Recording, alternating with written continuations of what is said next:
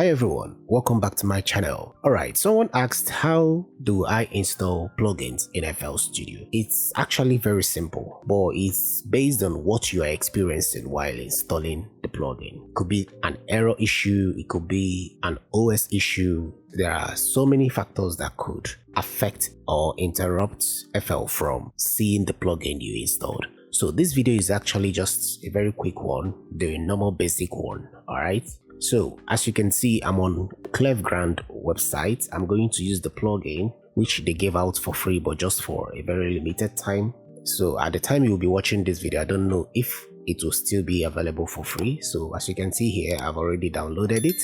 So now once you download it, simply click on it. I double clicked and allow it to load up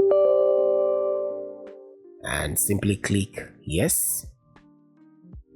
Then after that, it will boot up the installation menu page, as you can see. So simply hit I accept the agreement, next. So this is the destination part. As you can see, setup will install Reacher into the flowing folder. The folder here is drive C, program files, a folder for Klevgrand, then the name of the plugin. Usually, I don't have a problem with this.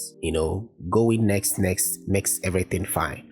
But in a situation where even after you install the plugin, you still struggle to find it in FL Studio, I'm going to show you how to do that. So now we just click next because everything is fine. And over here is asking where it's going to install. That you should confirm the location for 64-bit VST2 plugin directory. As you can see here, to see where that folder is, you can browse it and take a quick look. So you see here, this is under, hold on one moment.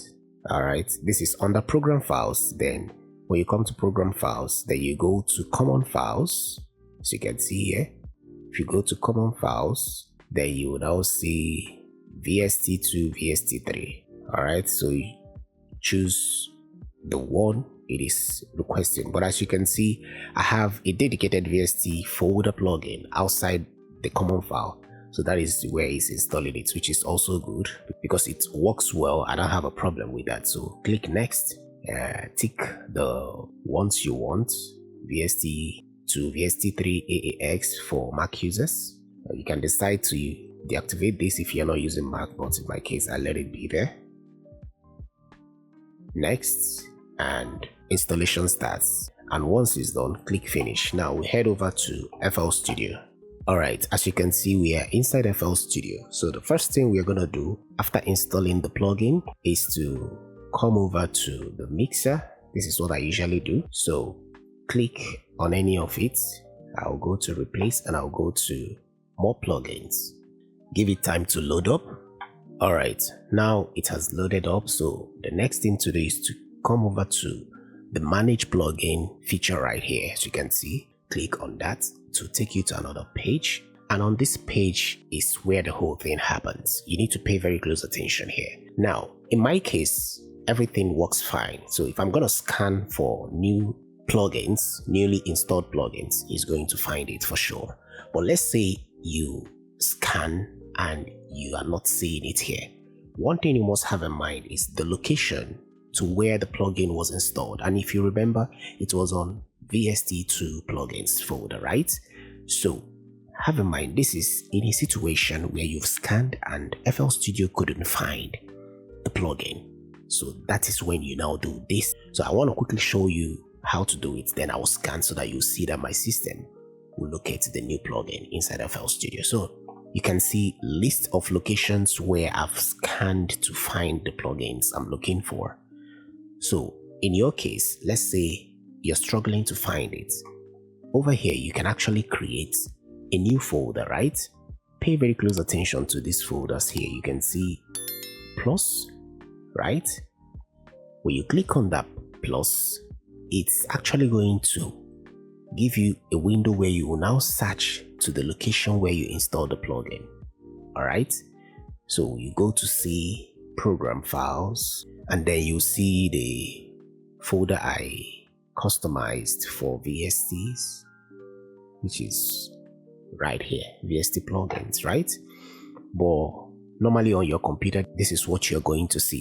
So for your case, this is what you are going to see. You will see program files, then you'll see common files. This is the main folder you should go. Common files, then under common files you'll see all the VSTs, VST, VST2, VST3. So since the plugin was installed in VST2 folder, you click on that and then you click select folder and it will come up here. And have in mind, the reason I'm showing you all this is to break down what is going on here, what all these folders are for. All right. So now this is the best approach to this. Make sure all the folders you see plugins are installed to are activated, are on this section. All right.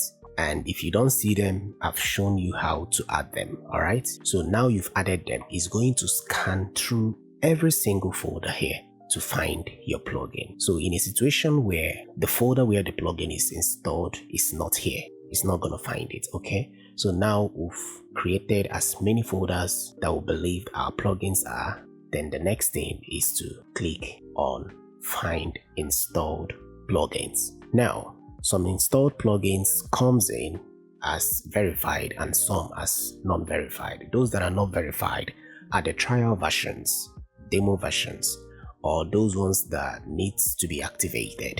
All right. So below here you can see the scan option. If you engage this one, it will scan previously verified plugins. All right.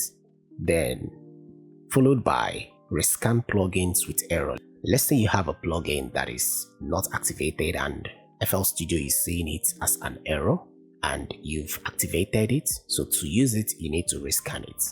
All right. And this other option is to try to prevent pop-up window and combine VST and VST3 versions of a plugin, combine 3264B versions of a plugin. So what you just do is to leave it the way it is, or if it is not this same way in your system, you can just follow what I have here. I mean, it works for me, but one thing I need to deactivate is this rescan plugin with error. All right, so once I'm done, I click find installed plugin and it will start scanning. Give it time to scan and in a short while, it will now populate the newly found plugins in your system. All right, so that's basically how to install plugins in FL Studio. And now you can see it is done scanning. So the next thing to do is to close here, open up this section and then go under plugin, click on it, go under installed, effects, and you can see new. So these are all the installed plugins I have on my system right now. So but the one we are looking for is the one I just installed. So let me quickly find that. And as you can see, it is right here, Reacher. So I'm going to drag it and drop it here and voila. You can see the plugin. So let me input my serial key. And now I have my serial key, just paste it. And as you can see, we have the plugin working perfectly well inside FL Studio.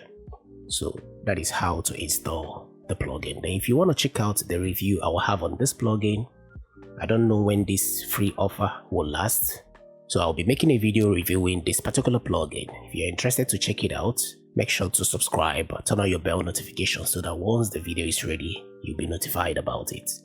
So that brings us to the end of today's video. If you found it helpful, make sure to leave a like, share your honest thoughts in the comments, subscribe, and most importantly, ring the bell icon so that any video I upload on this channel, you'll be notified. As always, stay creative, stay focused, and I'll see you guys in the next video. Bye for now.